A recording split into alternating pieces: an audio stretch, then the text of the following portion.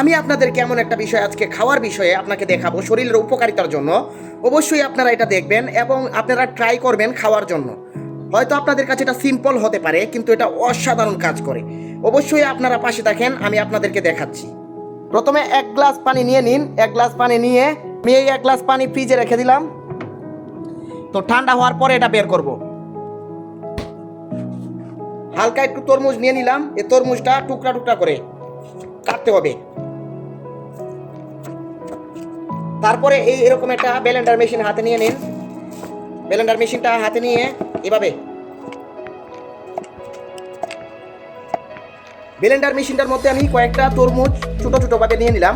তো তরমুজ দিয়েও আপনারা খাইতে পারেন, মালটা দিয়েও খেতে পারেন। তো আপনাদেরকে আমি অবশ্যই দেখাবো আইটেমটা, অবশ্যই আপনারা দেখবেন কত সুন্দরভাবে আমি আমার কাছে মালটা নেই, তো এই জন্য 2টা কমলা আমার কাছে আছে, 2টা কমলা দিয়ে আমি বানাবো। তো যাদের কাছে কমলা বা তরমুজ আছে, তরমুজ দিয়েও বানাতে পারেন, কমলা দিয়েও বানাতে পারেন। তো আমি 2টা মিক্স করে বানাবো।